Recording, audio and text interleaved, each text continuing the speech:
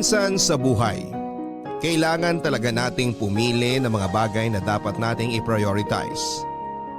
Katulad na lamang ng sender natin ngayong araw na si Mims, kung saan ay nagkaroon siya ng matinding suliranin sa pagitan ng kanyang pag-ibig at ambisyon sa buhay.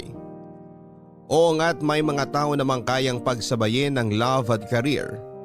Pero karamihan sa atin ay napipilitang talikuran ang isa dito. Kung ikaw ang tatanungin, alin sa dalawa ang kaya mong i-give up?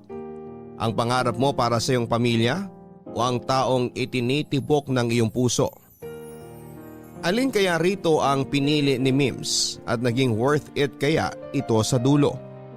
Abangan natin yan dito lamang sa mga kwento ng pag-ibig, buhay at pag-asa sa nangungunang Barangay Love Stories.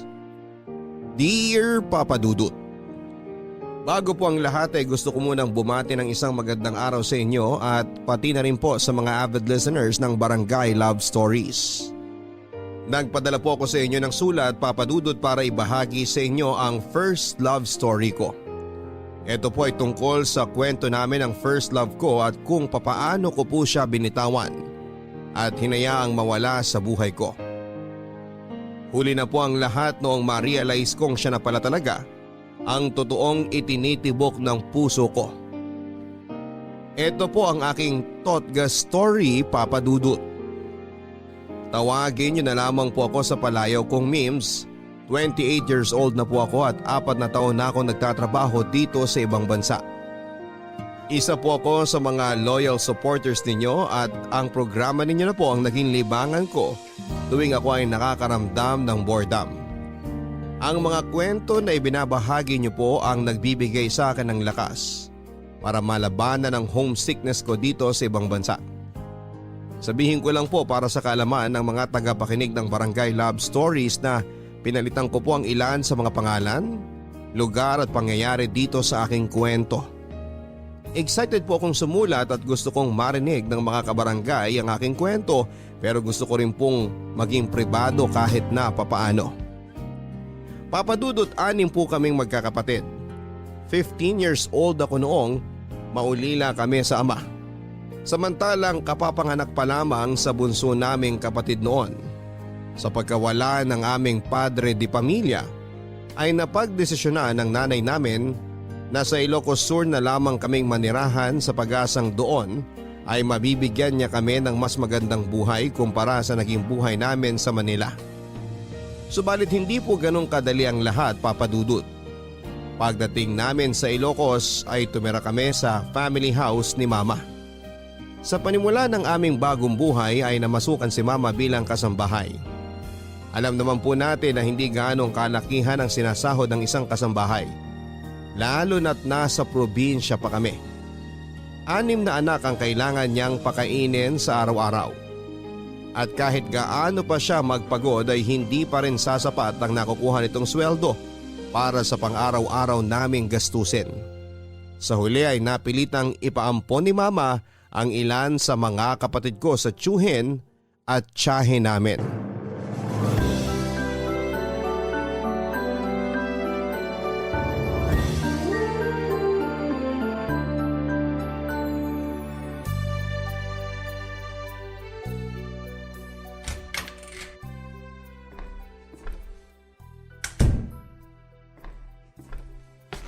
Ma, nandito na po ako. Kadarating mo pa lang? Anong oras na? Naglakad kami ng mga kaklase ko pa uwi eh. Bakit? Wala ka bang pamasahe? Meron naman po, pero trip lang nilang maglakad kaya sumabay na ako. Tsaka maganda na yon, may exercise na, nakatipid pa. Oo, mabuti yan. Kailangan natin magtipid sa panahon ngayon, lalo na't mababa lang ang sinasahod ko sa pinapasukan ko. Kumusta pala mga amo mo, Ma? Hindi ba sila mahigpit sa'yo? Mabait naman sila. Medyo mabigat nga lang ang trabaho ko. Kasi malaki yung bahay nila eh. Pero tingin ko naman tatagal ako sa kanila. Yun nga lang, kuripot, mababa sila magpasahod. Baka kasi bago lang kayo. Sigurado yan kapag tumagal po kayo, tataasan din nila ang sweldo nyo.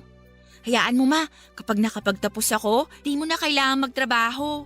Basta pagbutihin mo ang pag-aaral mo, masaya na ako doon. Magsaing ka na nga pala. Tingnan mo nga kung kasya pa yung bigas natin dyan. San po? Yung supot na red dyan sa may lamesa.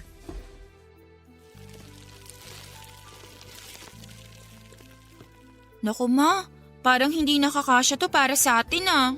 Patingin nga. Kasya yan. 5 lang naman tayong kakain eh. Bakit 5 lang? Sina Jimbo at Angela nasa tito at tita mo. Bakit po? Anong ginagawa nila doon? Hindi ba sila uuwi? Doon na sila titira simula ngayon. Ha? Paano doon natitira? Sina tito at tito mo na munang mag-aalaga sa mga kapatid mo. Pinaampon mo sila? Kailangan kong gawin yon, anak. Hindi ko kayo mabubuhay na 6 sa pagiging katulong ko lang. Kaya nakiusap ako sa mga kapatid ko na kung maaari, sila na muna ang mag-alaga sa mga kapatid mo. Pero ma, bakit mo sila ipapaalaga sa ibang tao ng gano'n na lang? Ano sila? Tuta na basta mo nalang ipamimigay? Hindi naman ibang tao ang tito-tita mo, Mims. Nandyan lang naman ang mga kapatid mo eh. Hindi naman sila malalayo sa atin. Kahit na! Ano na lang mararamdaman nila Jimbo at Angela? Iisipin ko pa ba yun? Problema ko na nga kung saan ako maghahanap ng ipapakain ko sa inyong magkakapatid. Masakit din para sa akin na ipaalaga ang sarili kong anak sa iba. Kasi responsibilidad ko yun bilang ina eh. Pero wala eh. Kailangan ko yung gawin kaysa naman magutom sila. Nasaan sila ngayon? Gusto ko silang makita. Nandun na sila sa bahay ng tita mo. Huwag ka magalit sa akin, anak. Ginawa ko lang naman ang sa tingin ko ang makakabuti sa kanila. Kung may pera nga lang sana tayo eh. Hindi ko sana gagawin ang bagay na yun. Sana maintindihan mo ko. Hindi naman ako galit sa inyo, ma. Pero syempre mga kapatid ko yun. Paano kung hindi maganda ang maging turing nila sa mga kapatid ko? Mabuting tao sina tito at tita mo. May tiwala akong hindi nila mamaltratuhin sina Jimbo at Angela. Sana nga po. Ang hirap talagang maipanganak na mahirap. Promise ko talaga sa inyo, balang araw makakaahon din tayo sa hirap. Hindi tayo pababayaan ng Diyos. Basta magtiwala ka lang sa Kanya. O siya, sige na. Magsaing ka na bago mo puntahan ang mga kapatid mo.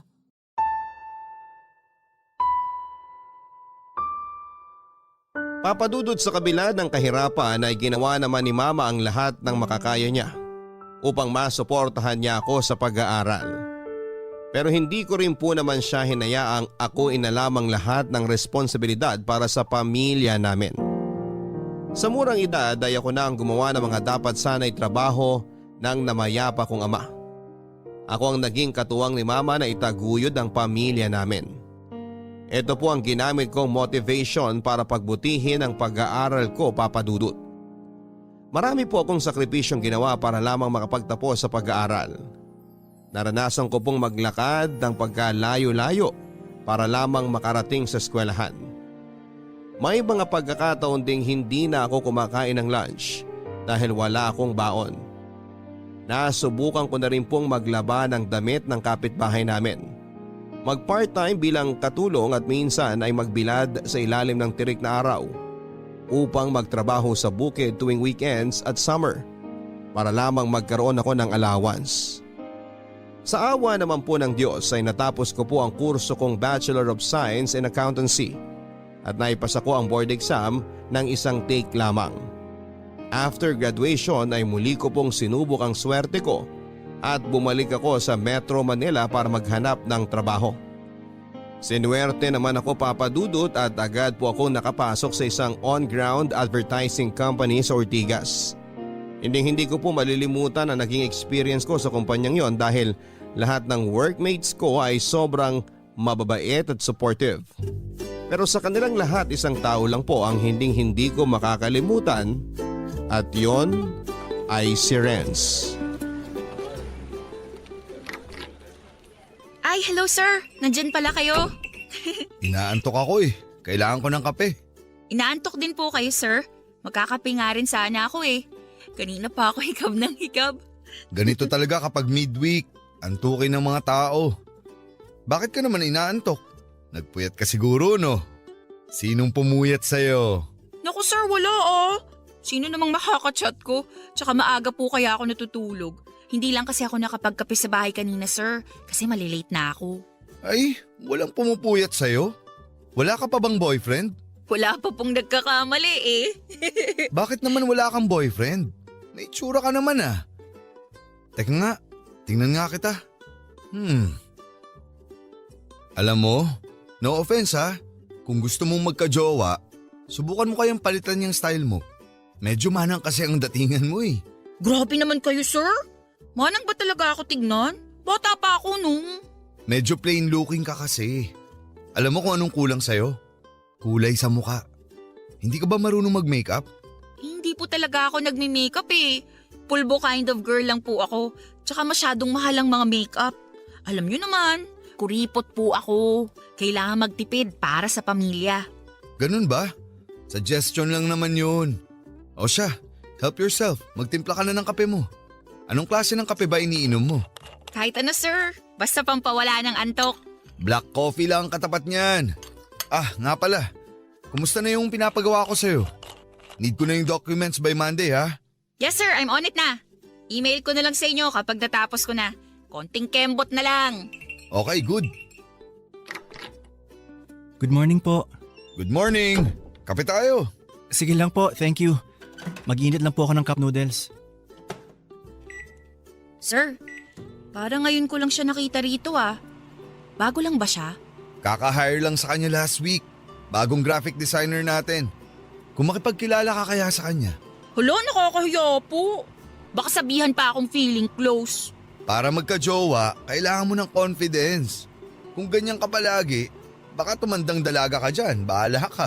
Si sir naman eh. Sige na. Mag-ahay lang naman eh. Hindi ka pwedeng mag-no sa boss mo. Sige ka. O eto na po. Pinapahamak niyo ako sir ah. Makikipagkilala lang naman. Dali na. Sige na. Go na. Puntahan mo na. Okay Mims, kaya mo to. Hi, good morning. Balita ko bago ka lang daw dito. Welcome to our company.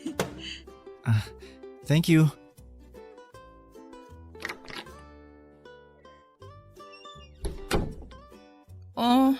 Okay.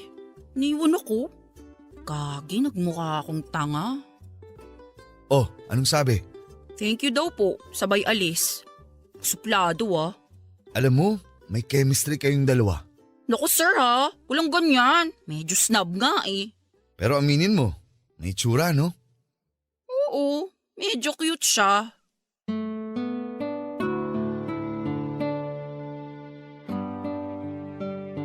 Papadudot mabilis kong naging ka-close ang mga katrabaho ko sa opisina maliban kay Renz.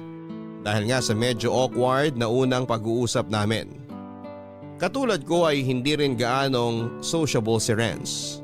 Tuwing nakikita ko siya sa office ay palagi siyang busy sa harap ng computer. Graphic designer po ang trabaho niya sa company at karaniwang mapag-isa lamang siya.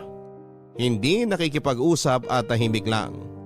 Tuwing break time naman ay nakatutok lamang siya sa phone niya at ni hindi man lang mag-effort na makipagkwentuhan sa amin. Mahiyain din akong tao papadudot at malimit lang talaga akong makipag-usap sa mga taong hindi ko naman kilala o ka-close. Sabi nga ng boss namin ay typical probinsyana girl daw po ako. Ako po kasi yung tipo ng babaeng pants at t-shirt lang kung manamit. Ayokong nagsusuot ng heels at dress. Lalong-lalo na ng makeup. Dahil sa hindi magandang first meeting namin ni Renz, ay hindi na po ako naglakas ng loob na mag-initiate ng conversation kay Renz. Medyo nahiya na rin po kasi ako at isa pa ay baka hindi lang talaga siya sanay na makipag-usap sa mga tao. Sa mga sumunod na buwan ay nagkakaroon lamang kami ng interaction ni Renz kapag may pag-uusapan kaming work-related. Maliban doon ay wala na kaming ibang pag-uusap pa. Para kaming estranghero sa isa't isa kahit na nasa isang opisina lamang kami. Hanggang sa isang araw, out of the blue, ay bigla na lamang akong tinutokso kay Renz ng mga office mate namin. Papadudot, hindi ko po alam kung paano nagsimula na bigla na lamang akong iship ng mga office mate ko kay Renz. Maging ang boss namin ay nakagawian na naming tawagin Sir X ay nangunguna pa sa panunukso sa aming dalawa. Mas lumala tuloy ang awkwardness na nararamdaman ko kay Renz dahil sa ginagawa nila. Ang sabi nila ay bagay daw kaming dalawa dahil pareho kaming tahimik. May mga pagkakataon na pinipilit kaming pagtabihin during meetings at tuwing lunch break. Minsan ay wala na lamang kaming magawa dahil pasimuno rin talaga ang boss namin. Sa halip tuloy na mas makaklose ko si Renz, ay mas lumayo pa ako sa kanya dahil baka maging uncomfortable lang siya sa nangyayari sa aming dalawa. Aaminin ko naman papadudot na may itsura talaga si Renz. Sa lahat ng kalalakihan sa office ay siya na ang may pinakagwapong mukha at sa katunayan ay marami rin ang nagkaka-crush sa kanya. Hindi lang sa loob ng opisina kundi maging sa ibang department. Hindi ko alam pero nakadagdag din kasi sa appeal niya ang pagiging mailap sa mga tao. Palaging nagsusolo, tahimik na para bang walang pakialam sa mundo. May pagka-mysterious ang datingan niya papadudot, kaya naman mas lumalim ang pagiging curious nila sa personality niya. Habang busy ako noon sa trabaho ay nagulat na lamang ako nang bigla akong ipatawag ni Sir X sa pantry. Mabait na boss si Sir X, papadudot. Pero pagdating sa trabaho ay stricto siya kaya naman nang malamang kong ipinatawag ako ng boss ko ay medyo kinabahan ako kung may nagawa ba akong kasalanan. Pero ang kaba ko ay napalitan ng hiya nang pagdating ko sa pantry ay nakita ko si Sir X na kumakain kasama si Renz.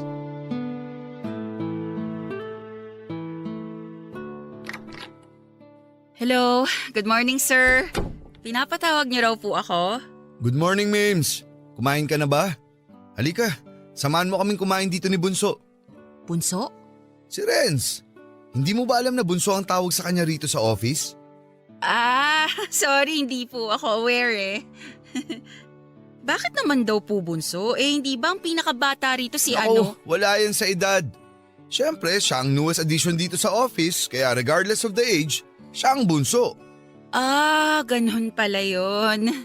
Kasi naman, hindi ka masyadong nakikipag-interact sa office mates mo. Kaya lagi kang nahuhuli sa balita eh. Madami kasing paperwork, sir. Tsaka ayoko namang makipagchismisan habang nasa trabaho. Baka mamaya pagalitan niyo pa ako. Okay lang naman makipagkulitan sa mga office mate mo. Basta nagagawa niyo pa rin ang trabaho niyo. Wala namang kaso sa akin yun.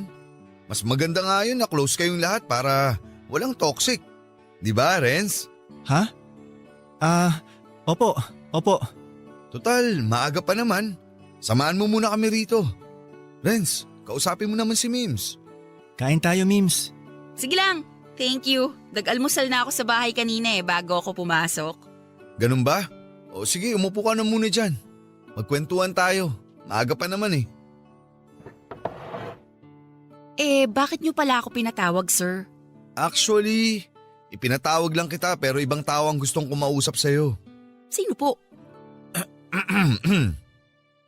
Bunso, ano na? Akala ko ba may sasabihin ka kay Mims? Sir? Ano kasi? Mims, may gusto sana akong sabihin sa'yo eh. Sa akin? Ano naman yun? Huwag na lang. Nahihiya ako eh. Ano ka ba? Sabihin mo na sa kanya yung tinext mo sa akin. Ano ba yun? Na-curious tuloy ako. Huwag na lang, sir. Next time na lang. Wala ka naman pala eh. Heto Mims oh, basahin mo na lang tong message sa phone ko. Kinakabahan naman ako. Patingin nga po.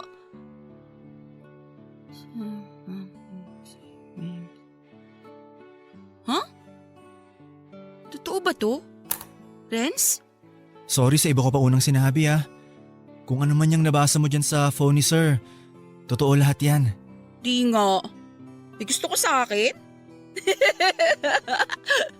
Seryoso? Oo, kaso nahihiya lang akong sabihin sa'yo eh. Talaga ba? Oh my gosh, sorry. Kala ko joke lang. Uy, kinikilig siya. Haba ng hair mo, Mims ah. Naalala ko tuloy nung kaedaran ko kayo. Pero sana huwag ka maging uncomfortable after nang nalaman mo ha. Sorry, hindi ko alam kung anong sasabihin ko eh. Okay lang, wala ka naman dapat sabihin. Alam nyo, bagay kayo. Total, tapos na akong kumain. Maiwan ko na muna kayong dalawa ha. Para makapag-usap kayo na kayong dalawa lang. Pero after that, start na ng work, okay? Bye-bye!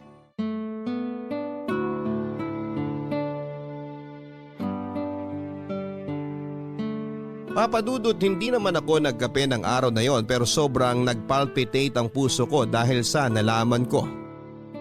Ayaw kasing mag-sink in sa utak ko na may gusto si Renz sa isang probinsyanang katulad ko.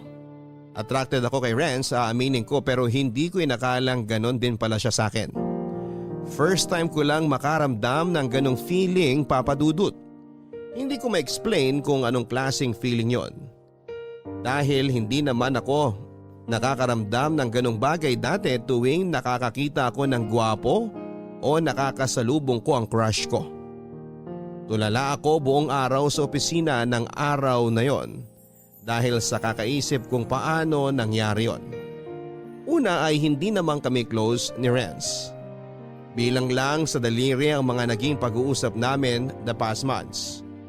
Pangalawa ay never naman siyang gumawa ng effort para makipagkilala sa akin. At pangatlo ay maraming mas maganda at mas sexy na babae sa office na nagkakandara pa sa kanya. Hindi ko alam kung nananaginip lang ba ako ng araw na yon o baka pinagtitripan lang nila ako. Matapos magtapat sa akin ni Renz ay inad niya ako sa Facebook at hiningi niya ang phone number ko. Doon po namin sinimulang kilalanin ang isa't isa. Nung una ay medyo nagkailangan pa kami pero hindi nagtagal ay gumaan din ang loob ko sa kanya at sa huli ay naging close din kaming dalawa. Alam mo, first time ko lang gawin to. Ang alin? Itong ginagawa natin, maglakad papunta sa sakayan, yung may kasabay akong pauwi. Ganun ba? Masanay ka na. Araw-araw na natin gagawin to. Ako kasi nasanay na akong mag-isa eh. Nung nag-aaral pa ako, nilalakad ko lang mula bahay hanggang school tapos ganun ulit pagka-uwi. Araw-araw yun. Tapos, sinasabi ko na lang kay mama na kasama ko classmates ko sa paglalakad kahit na ang totoo, mag-isa lang ako. Mahirap ba talaga ang buhay sa probinsya?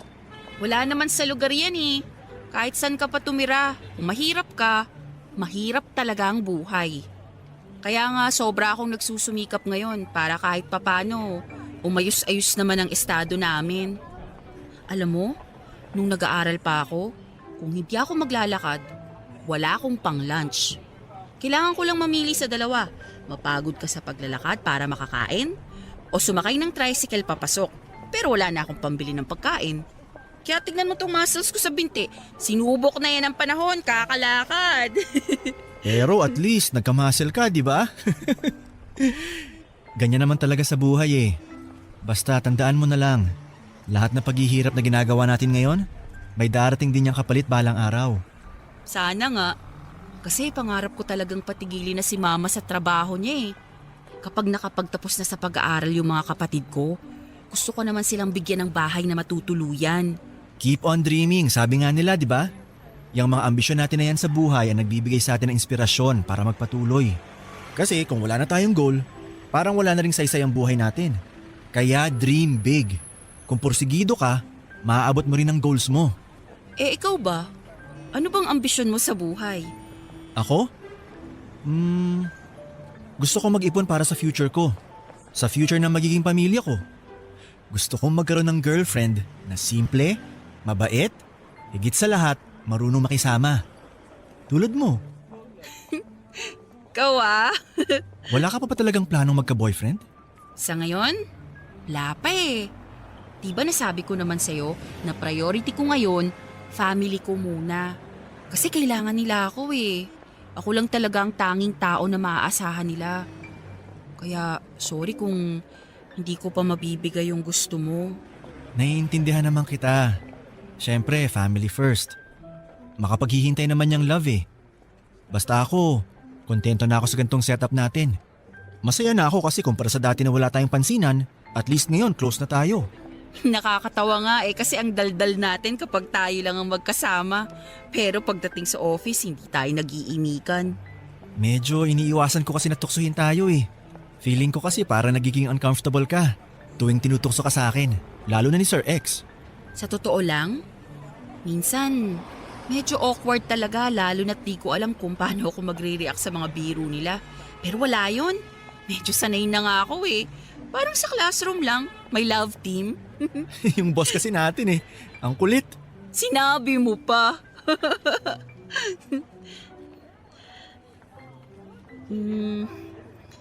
Thank you pala ah.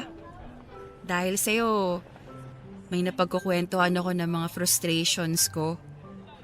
Ang sarap pala sa pakiramdam, no? Na nailalabas mo yung mga hinanakit na dati sinasarili mo lang. Gaan sa loob. Wala yun. Nandito lang naman ako eh. Pwede mo akong lapitan anytime kung gusto mo na makakausap. May dalawa akong balikat na pwede mong sandalan. Pili ka na lang, left or right. Ikaw din. Kung gusto mo rin maglabas ng sama ng loob or magkwento ng anumang bagay, magsabi ka lang sa akin ha. May dalawa rin akong tenga na makikinig sa'yo. Di mo na kailangan mamili kasi 2 tenga ang makikinig sa'yo. Sige, tatandaan ko yan. Pero sa ngayon wala pa naman akong ganong problema. Masaya na ako na kasama ka. Ako rin. Masaya rin ako. Never ko kasi naisip na magiging close tayo ng ganito. Bakit naman? Akala ko kasi suplado ka eh. Talaga? Bakit mo naman naisip yun? Di mo ba naaalala yung first meeting natin? Winelcome kaya kita. Tapos yung sagot mo lang, thank you. Tapos sabay walk out. Ah, yun ba? Nahihiya kasi ako nun sa'yo eh. Bakit ka naman mahihiya sa akin? Wala. Ang ganda mo kasi. Uy, ito naman. Oh, ayan na yung bus. Sakay na nga tayo. Baka kung ano pang masabi mo dyan.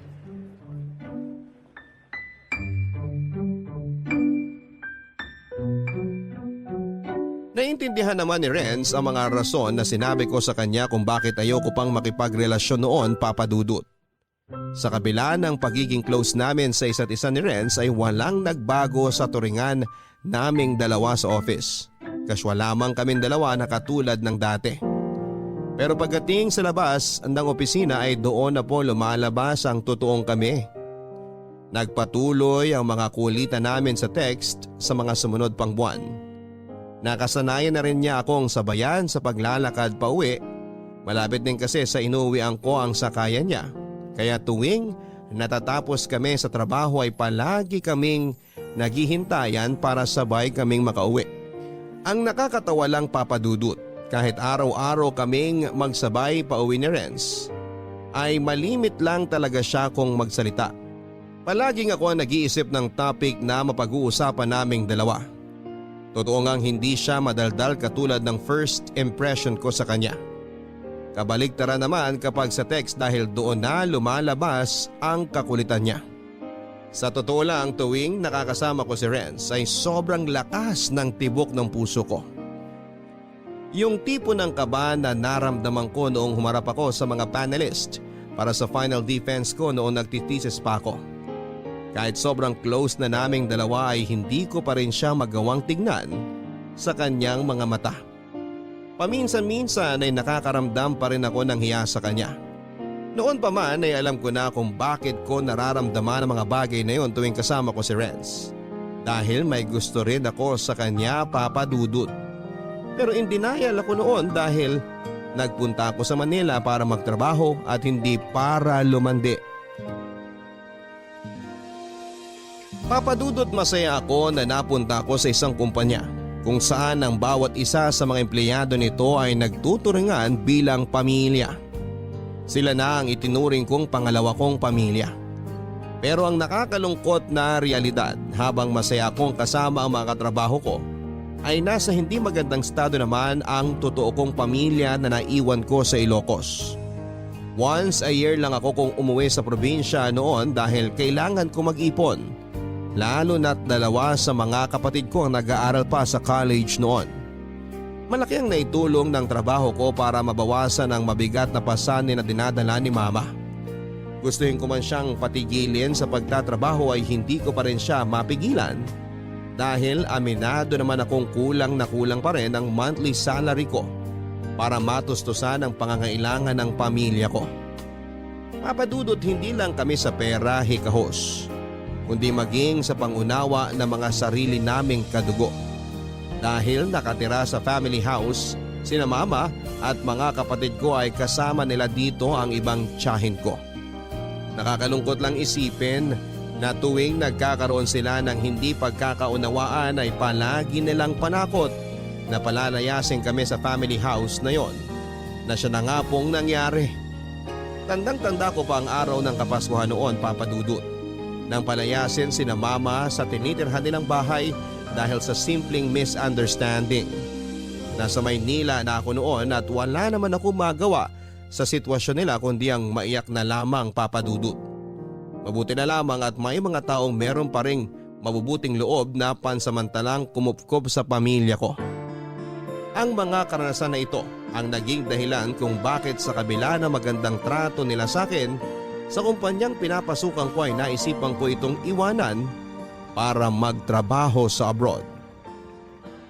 Knock knock. May tao ba? Ang lalim yata ng iniisip mo ah. May sinasabi ka ba? Sorry, ano ulit yun? May problema ba? Wala naman. Gutom na kasi ako eh. Hindi ka kasi kumain ng lunch kanina eh. Wala akong gana kanina tsaka marami akong kailangang ihabol na documents. Kaya tinapos ko na. Ikaw din naman na hindi ka rin kumain ah. Diet ka? May sarili kaya akong pantry sa desk ko. Nakakakain ako habang nagtatrabaho. Pero sikreto lang natin yun ha. Ikaw talaga? Nga pala, nabalitaan ko na itutuloy mo na pala talaga yung plano mo mag-abroad. Totoo ba yun? Paano mo nalaman yan? Parang nung nag-open ako sa'yo last time tungkol dun. Ang sabi ko pinag-iisipan ko pa eh. Nahihiya kasi ako magtanong sa'yo ng update. Kaya ako na mismo naghanap ng sagot. Paano? Yung kaibigan ng mama mo na si Tita Marie, in-add ko siya sa Facebook. Sa kanya ako nagtanong kung ano ng balita. Mike Enriquez ka? Imbestigador ng bayan? Siyempre, gusto ko lang malaman kung tuloy ka ba o hindi. Eh ang sabi ni Tita Marie, okay na raw yung passport at visa mo.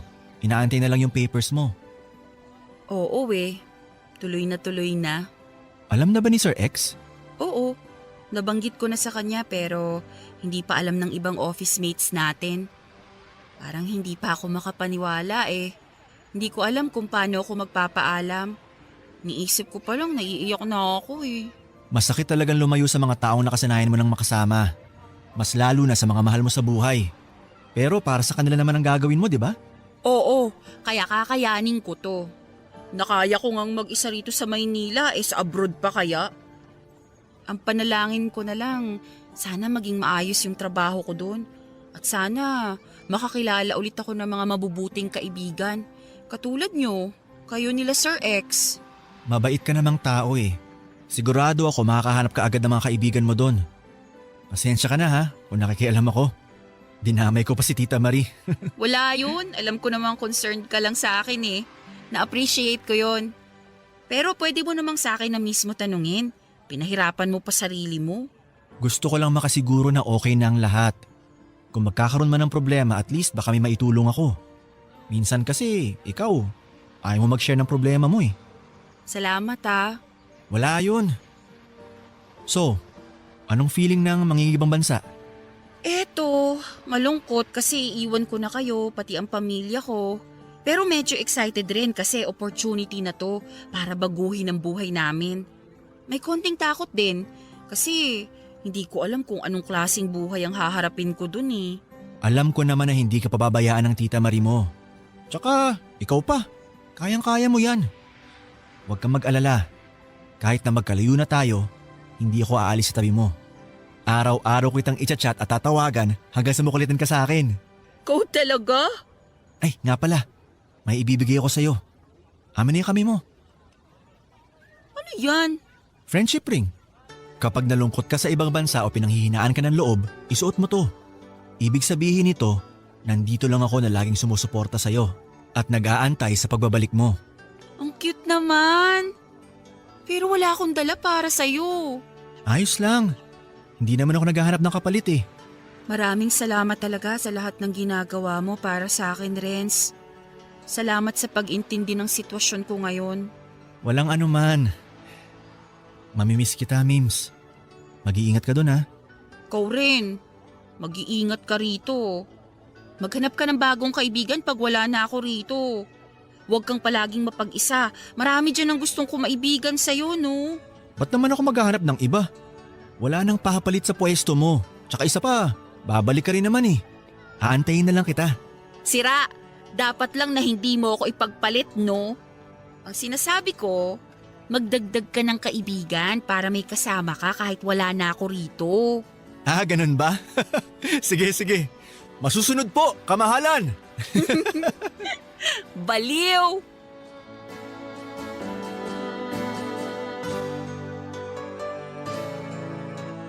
Sa totoo lang, Papa Dudut, ay matagal na akong niyayaya ng kaibigan ni Mama na si Tita Marie na magtrabaho abroad.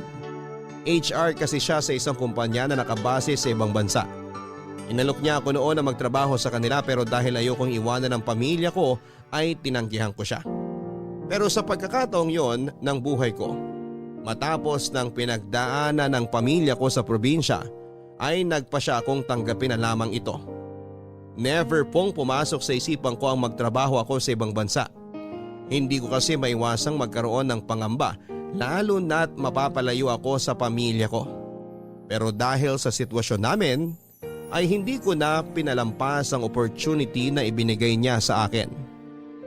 Nag-resign po ako sa company na unang tumanggap sa akin. Hindi ko makakalimutan ang araw na yon, Papa Dudut. Dahil binigyan nila ako ng surprise farewell party. Pagkatapos nito ay inilakad ko na ang mga papel na kailangan para makapag-abroad. Bago tuluyang lumipad paalis ng Pilipinas ay muli kong dinalaw ang pamilya ko sa Ilocos para makapagpaalam. Nagulat nga ako, Papa Dudut, dahil sinundan ako ni Renz sa probinsya namin. Doon ay pinakilala ko siya kay Mama bilang kaibigan, Papa Dudut. Ipinasyal ko siya sa sikat na vegan heritage at ilang pang tourist spots sa Ilocos. Magkahalong lungkot at tuwa ang naramdaman ko ng araw na yon, Papa Dudut. Lungkot dahil iiwan ko na ang mga mahal ko sa buhay. At tuwa dahil sa huling pagkakataon ay nagkaroon kami ng chance ni Renz na magsama. Sa mga unang buwan sa abroad ay hindi ko naiwasang makaramdam ng homesickness. Mabuti na lang at patuloy pa rin ang naging communication namin ni Renz. Kahit na medyo malaki ang time difference naming dalawa. Kasabay nito ay patuloy pa rin niya akong niligawan kahit na noon ay buo pa rin ang pasya kong huwag munang makipagrelasyon. Pero Papa Dudut, habang tumatagal ay mas lumalalim noon ang pagtingin ko kay Renz na pilit kong pinipigilan dahil alam kong magiging distraction lamang ito sa trabaho ko.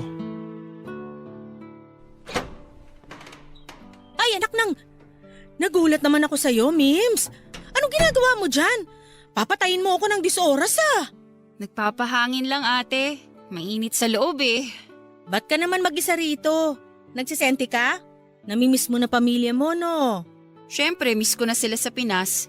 Di naman natin maiiwasan yan eh. Hindi ka nag-iisa. Lahat ng OFW, ganyan ang nararamdaman. Ang saya-saya kapag nagbabanding tapos pag mag-isa na, bigla-bigla na lang naaalala ang pamilya sa Pilipinas. Ganyan din ako minsan eh. Pero alam mo, Ate Shine, yung pagkamiss ko sa kanila ang nagbibigay sa akin ng lakas para magpatuloy. Gusto ko pagka-uwi ko ng Pinas, nasa maayos na kalagayan na sina mama at ang mga kapatid ko. Hindi na sila katulad nung iniwan ko sila. Gusto ko silang madatnan na malayo na sa kahirapan na dinanas namin noon. Makakarating ka rin dyan. Basta ba wag kang mawalan ng pag-asa. Lahat naman tayo nandito dahil sa pamilya natin eh.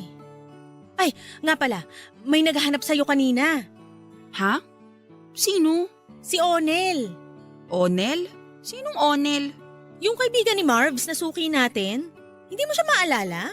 Yung palaging bumibili ng burger at fries tuwing gabi? Oo! Siya yung nagtanong kung anong pangalan mo last time. Gusto makipag-flirt pero ang awkward ng dating. Natatandaan ko na. Kaso nakalimutan ko kaagad yung pangalan eh. Bakit naman daw niya ako hinahanap? Hindi mo ba alam na may gusto yun sa'yo? Kaya nga gabi-gabi yung nagpupunta rito para makita ka. May pagkatorpe nga lang kasi nahihiyang mag-first move. Makita ka lang daw niya, masaya na siya. Imbento ka naman ate eh. Sirato. Totoo yun. Naku, kung alam mo lang, swerte ka sa kanya. Manager yun sa isang store. Yun nga lang, kapag naging kayo, kailangan mong lumipat sa Jamaica kasi matatransfer na siya doon. Maging kami agad? Ang advance mo mag-isip ate ah. Ikaw talaga? Bakit ayaw mo sa kanya? Choosy ka pa, te? Di naman sa ayaw. May tao na kasing naghihintay sa akin sa Pinas eh. Ay, may boyfriend ka na ba? Hindi ko alam. Di ko pa naman siya boyfriend. Manliligaw pa lang. Nang iwan ka ng mandiligaw sa Pinas? Hindi pa kasi ako ready mag-commit eh. Pero sabi naman niya hihintayin niya ako. Ay, naginarte. Bakit naman ayaw mo mag-commit? Mahal mo ba siya? May pagtingin na rin ako sa kanya. Oh, so bakit hindi mo sinagot bago ka umalis? Priority ko muna kasi ang family ko eh. Baka maging sagaba lang kapag pumasok ako sa relasyon. Tingin mo, aantayin ka talaga nun? Naku, ang mga lalaki, ayaw na ayaw nilang pinaghihintay. Di naman siguro lahat, ate. Kapag nagmahal talaga sila, maliit na sakripisyo na lang yung maghintay. Sana nga makapaghintay siya. Nakikita mo ba tong suot kong singsing? Paalala niya to sa akin na aantayin niya ang pag-uwi ko. Ay, ang taray! Hindi magjowa pero may singsing na agad. Pengi naman ang buhok, ang haba ng hair mo eh. Kaya nga sobrang excited na akong makauwi sa Pilipinas. Gusto ko na ulit siyang makita. Namimiss ko na siya eh. Ah, kaya pala nagsesenti ka mag-isa rito sa likod. Alam mo, medyo hindi ko kayo maintindihan na dalawa. Parang mahal nyo naman ang isa't isa. Bakit hindi nyo pa ginawang official bago ka umalis ng Pinas? Okay na kami sa setup namin ngayon. Wala namang nagbago eh. Lagi pa rin naman kaming nag-uusap. Kung ano kami sa Pilipinas noon, ganun pa rin naman kami hanggang ngayon. Sa bagay, mahirap din ang maging LDR. Mabuti na yon, at least mapapatunayan mo kung totoo ngang mahal ka ng tao. Kapag kinaya niya maghintay ng napakahabang panahon, ibig sabihin true love na yon. Yun nga lang, sana gawin mong worth it ang paghihintay niya. Kapag nagawa ko ng mga pangarap ko para sa pamilya ko, si Renz na ang magiging priority ko. Promise ko yan. Good luck sa inyong dalawa. O siya, tara na sa loob. Baka hinahanap na tayo ni manager. Sige ate, mauna ka na. Susunod na ako.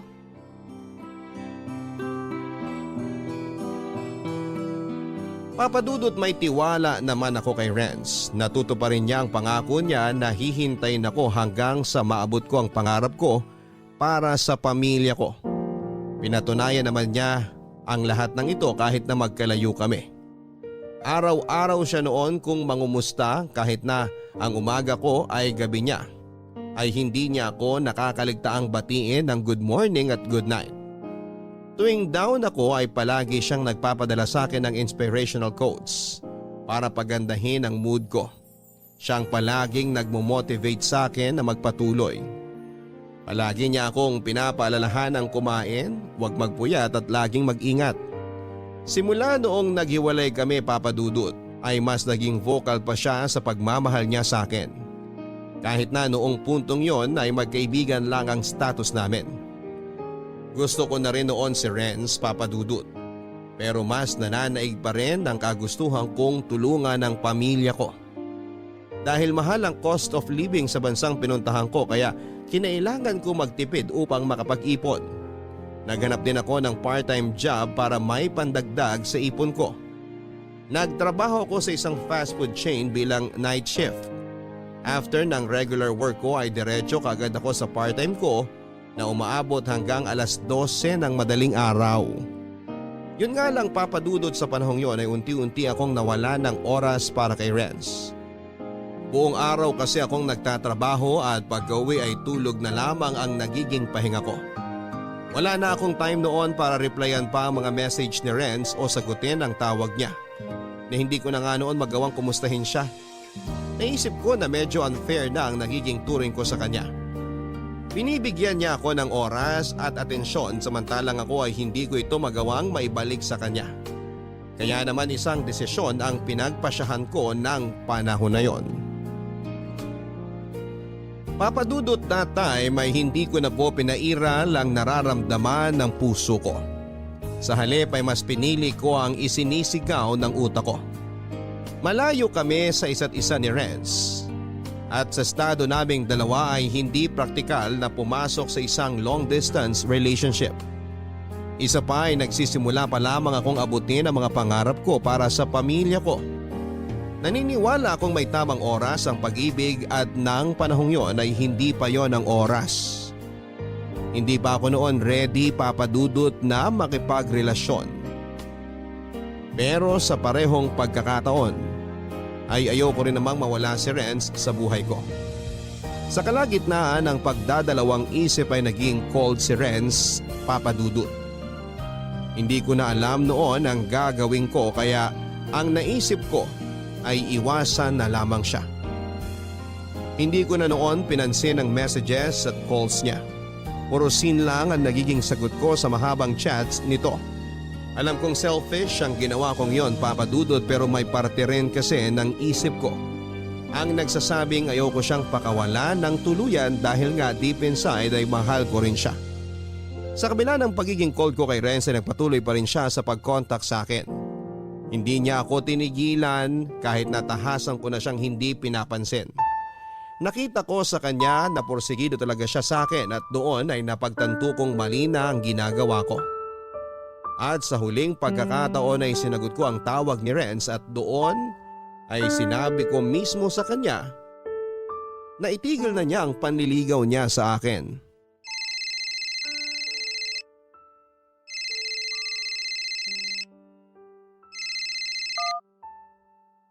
Hello? Hello?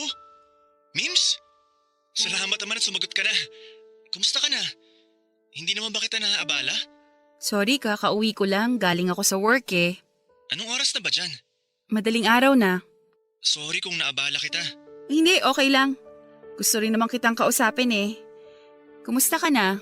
Eto, nag-resign na ako sa trabaho. Talaga? So, lilipat ka na talaga ng company? Good luck sa'yo ah. Masipag kang tao kaya alam kong magiging successful ka rin someday. Ako? Okay naman ako rito. Sobrang busy pero kinakaya. Baka naman magkasakit kasi ginagawa mo. Parang overwork ka na eh. Dapat alagaan mo sarili mo dyan lalo't mag-isa ka lang. Hindi naman ako mag-isa. May mga kaibigan ako rito na nag-aalaga at nagbabantay sa akin. Mababait sila kaya wag mo akong alalahanin dito. Ganun ba? Mabuti naman. Total magkausap na tayo ngayon. May gusto lang sana akong sabihin sa'yo. May gusto pala akong itanong. Okay, ano yun? Di ba alam mo naman na until now, may gusto pa rin ako sa'yo?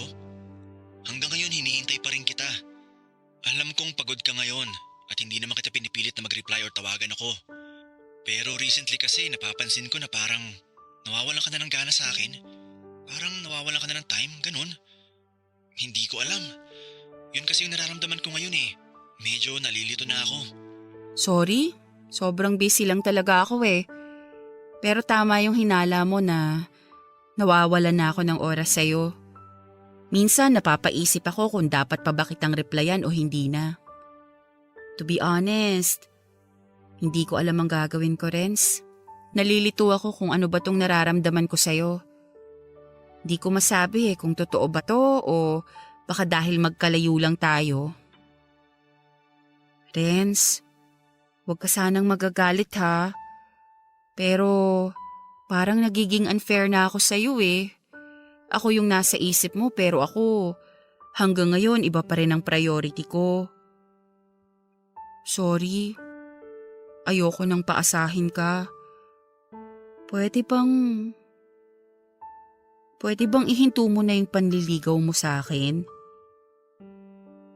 Yan ba talagang gusto mo mangyari? Titigil na ba ako? Wala na ba talaga ako mahihintay? Sana mapatawad mo ko. Okay lang kahit magalit ka sa akin. Don't worry. Hindi naman ako galit. Actually, naiintindihan kita. Gusto ko lang naman na maging masaya ka eh. At kung ikakapanatag mo na tumigil na ako sa ginagawa ko, sige, tatanggapin ko ang gusto mo. Pero gusto kong malaman mo na totoong nararamdaman ko sa'yo. Mahal kita. Gusto kong iparamdam sa'yo yun. Pero ikaw yung umiiwas eh. Renz, huwag mong paikutin sa akin ang mundo mo. Alam kong makakakilala ka pa ng ibang tao na maibabalik sa'yo ang love na binibigay mo. Alam kong deserve mo ang lahat ng pagmamahal sa mundo. Pero sa pagkakataong to, hindi sa akin manggagaling yon. Kung yan ang gusto mo, wala na ako magagawa. Pero nandito pa rin naman ako kung sakali. Walang magbabago. Hindi pa siguro ngayon ang tamang panahon pero mananatili pa rin ako rito. Kung saan mo ako iiwan. Sana wag mong isipin na ikaw ang may problema ha. Nasa akin ang problema. Kaya sorry kung nasaktan kita. It's okay, Mims. Pagkatapos ng pag-uusap nating to, puputulin ko na ang communication nating dalawa. Kalimutan mo na yung feelings mo sa akin ha. Please? Grabe naman. Sige. Titigil na ako sa pagme-message sa'yo. Hindi na kita guguluhin. Alam kong mahirap. Mahirap alisin itong nararamdaman ko sa'yo ngayon pero nire-respeto ko ang desisyon mo. Makakaasa kang hindi na kita kukulitin pa. Maraming salamat. Thank you din dahil minahal mo ko ng walang kondisyon. Hindi ko makakalimutan yon. Thank you din, Mims. Goodbye, Renz.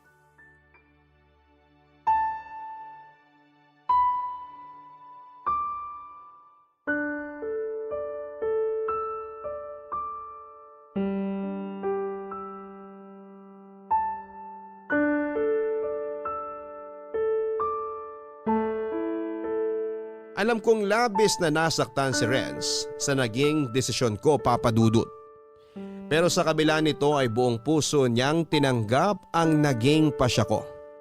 Pagkatapos ng pag-uusap namin sa phone ay tuluyan nang tumigil si Renz. Wala na akong natanggap na good morning at good night. Wala na ang mga oras-oras na paalala niya sa akin na kailangan ko nang kumain, matulog at palaging mag-ingat. Tumigil na siya sa pangungumusta at pagbibigay ng inspirational quotes. Nang araw na yon ay tuluyan nang naputol ang komunikasyon naming dalawa. Sobrang bigat sa dibdib ang ginawa ko, Papa Dudut, sa puntong iniyakan ko siya matapos niyang tanggapin nang gano'n na lamang ang desisyon kong tapusin na ang ugnayan naming dalawa. Nag-focus na lamang ako sa trabaho ko upang mawala sa isipan ko si Renz. Ipinangako ko sa sarili ko na never ako mag-e-entertain ng ibang lalaki. Abutin ko ang pangarap ko at pagkatapos nito ay susubukan kong buksan muli ang puso ko para kay Renz. Ito ang naging motivation ko sa paglipas ng mga buwan. Na balang araw ay magkikita kami ulit ni Renz. At ipinapanalangin ko na kung kailan pwede na ay pwede pang maibalik sa dati ang lahat. Dumaan ang ilang taon nang minsang maglinis ako sa kwarto ay muli kong nakita ang singsing na ibinigay sa akin ni Renz bago kumalis ng Pilipinas. Muling nanumbalik sa isipan ko ang lahat ng ala-ala namin ni Renz. Sobrang miss ko na siya noon, Papa Dudut. Pero kailangan kong panindigan ang naging desisyon ko. Nakakapit na lamang ako sa pangako niyang maghihintay sa akin. Yun nga lang, Papa Dudut, ay tuluyang nawala na ang pag-asa kong ito ng isang balita ang nalaman ko.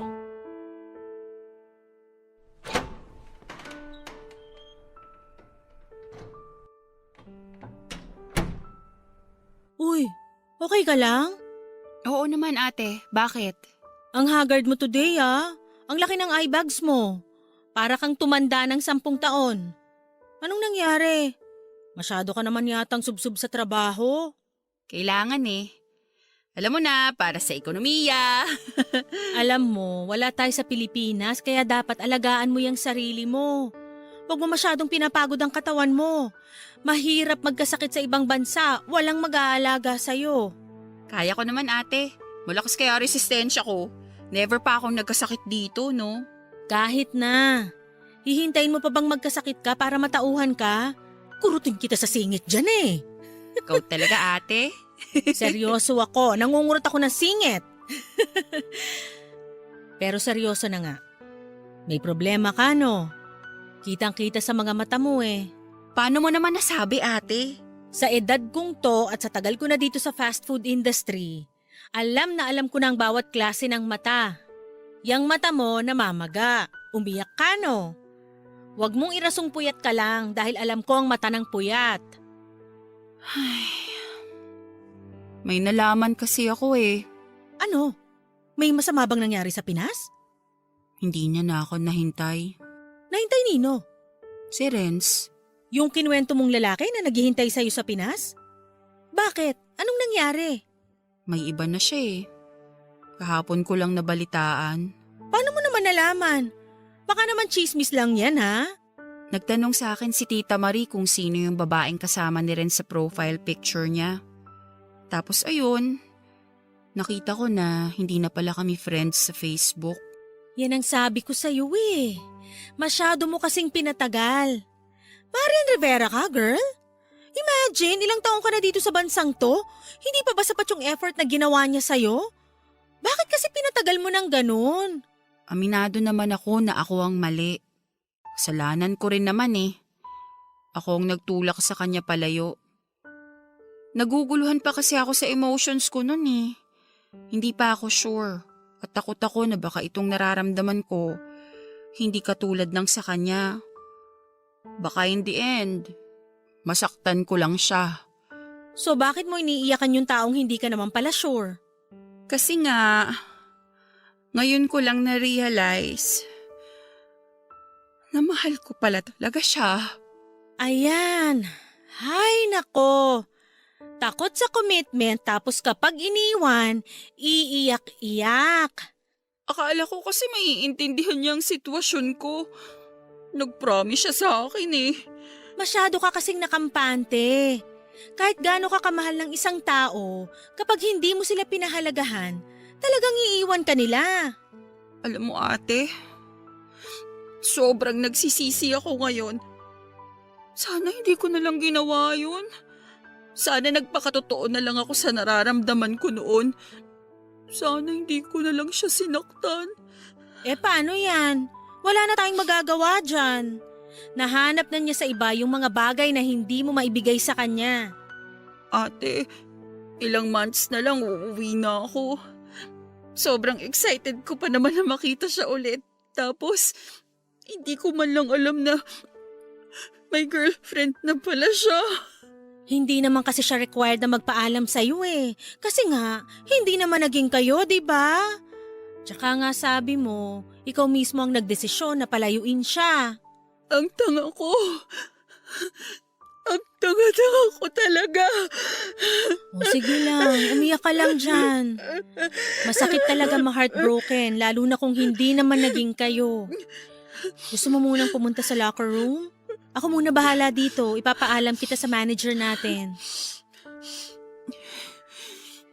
Wag na ate. Kailangan ko magtrabaho para mawala siya sa isip ko. Ay, hayaan mo na yan. May rason kung bakit siya nakahanap ng iba. Siguro, ibang lalaki talaga ang nakatakda para sa'yo. Kaya naman pala mukha ka ng mas matanda kaysa sa akin eh. Broken ka na nga. Pinapagod mo pa ang sarili para makalimot. Huwag mong gawin yan sa sarili mo. Hindi lang siya ang lalaki sa mundo. Ano ka ba?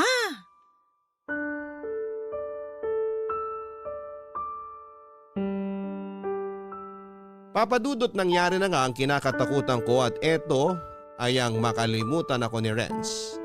Hindi na niya ako nahintay. Napakasakit po nang nangyari dahil labis akong umasa na pagka-uwi ko ng Pilipinas ay may babalikan pa ako. Sobrang naapektuhan ako nang malamang kong iba na ang babaeng minamahal niya. Na-realize ko na sobrang laki pala ng naging parte ni Renz sa buhay ko sa puntong para bang hindi na buo ang araw ko simula nang nakumpirma kong tuluyan na niya akong kinalimutan. Napakalaki ng pagsisisi ko papadudot na pinakawalan ko pa ang isang katulad ni Renz. Broken hearted ako noon kahit na hindi naman naging kami. Sobrang bigat ng dibdib ko tuwing bumabalik siya sa alaala ko. Ilang araw din akong naging parang robot sa trabaho at pinilit kong dito na lang ituon ang buong atensyon ko dahil nang panahon na yon ay nawala na ako ng inspirasyon. Siguro ay ganoon din ang nararamdaman ni Renz noong itinulak ko siya palayo sa akin. Alam kong kasalanan ko ang mga nangyari, Papa Dudut. Kaya sobrang laki ng panghihinayang ko na hinayaan kong mawala ang isang pag-ibig na habang buhay kong pagsisisihan. Gusto ko mang i-message noon si Renz pero pinigilan ko ang sarili ko dahil alam kong wala na akong karapatan para magparamdam pa sa kanya. Lalo na't nasa isang relasyon na siya.